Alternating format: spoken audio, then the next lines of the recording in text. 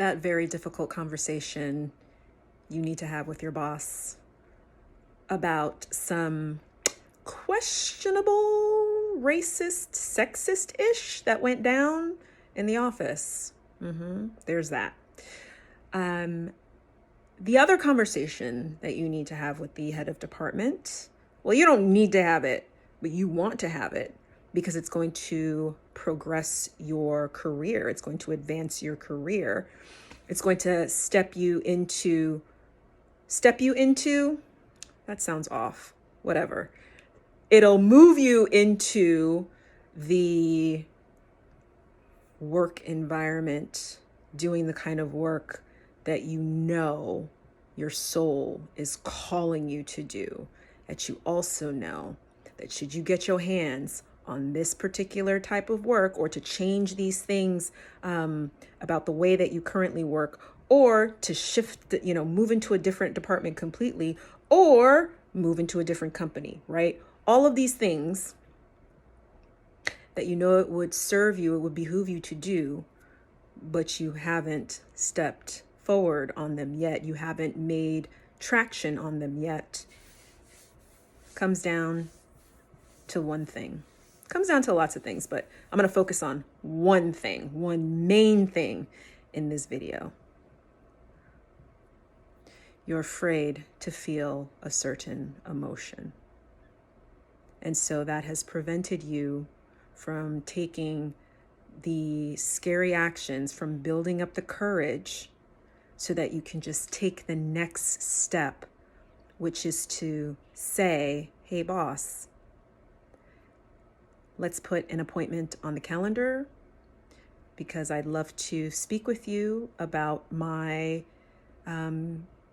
future in this organization. That next step.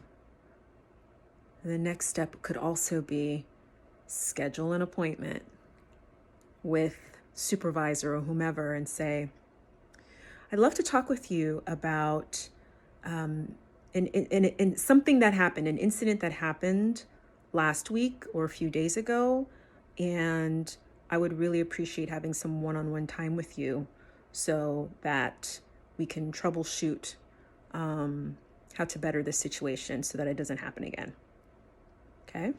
But you don't take the first little step because you're afraid of, oh my gosh, how am I going to say it? Like, what exactly am I going to say? This video has gone in a couple of different, it went a different direction than I was originally planning. I wasn't planning on talking about all that. Going back to the point that I originally was making about you're afraid of a feeling, right? One feeling could be insecurity. You don't want to feel insecure about what you're going to say, so you push it out of your mind and you don't even really let yourself feel it, because emotions are just sensations. Okay, I changed my mind. I was originally going to talk about what prevents you from taking an action, or from even starting to put the wheels in motion for whatever change that you're trying to make, whether it's at work or in your personal life, and how it comes down to an emotion that you're afraid of feeling. But as I opened my mouth and the words came out, I'm actually not going to focus on that and just drive the point home with, you're probably thinking about, you're trying to eat. This is a good thing, y'all. This is a good thing that you can see me thinking and revising what I want to say, because this video is clearly not polished. And this is a perfect representation of the topic of what I'm even talking about, of how you just need to take the next step.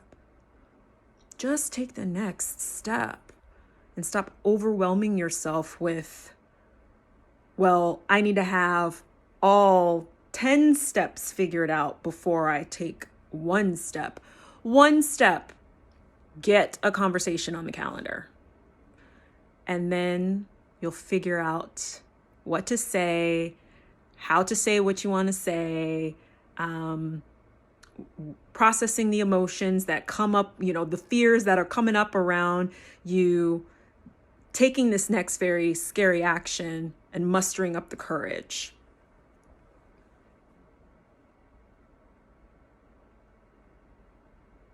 Perfection is not required. You just need to start. And societally, especially if you are a woman of color, your standards for yourself, though they are high, and I ain't asking you to change your standards. What I am asking you to do is to realize and really check in with how those standards are keeping you frigid or keeping you super stressed, so that unless you know that you can show up and be on point, then what's the point of showing up at all? And there's a way to strike that harmony with understanding and realizing and accepting that, yeah, this is what's operating underneath the surface. And you can also hold space for that, and also the other part of you that is like, you know what? I don't need to be perfect. Uncouple yourself from this idea of you have to be fucking exceptional all the time. Because if you're not, then they're going to see a chink in the armor and then they're going to cut you down. Let's do some healing around that. Let's see how it is also true that when you show up imperfectly, you get the gold, or the prize comes. This video went in some directions that I was not intending, but because I am holding space for my imperfection, it's all good. I'm gonna post this video anyway. Listen, we can work on this one-on-one. If we haven't met yet, my name is Valerie. I am a life and mindset coach. I largely work with professionals of color and white folks who want to be better allies and actually move from allyship into co-conspirators, where you are not just being a cheerleader for equity and inclusion and diversity, but when you see ish going down, you step in. Let's talk. Send me a DM on this platform, or we can take the conversation off of DM. You can go to my website, feelgoodkickass.com/contact, and drop me a message in that little contact box, and we can start engaging in a real life back and forth exchange, right? And that could lead to a consultation where we do a deep dive on what you're struggling with, what you want to stop struggling with, the vision that you see for your life in the next 1 to 5 years. And then we're going to create a plan for that to happen. I look forward to speaking with you very soon.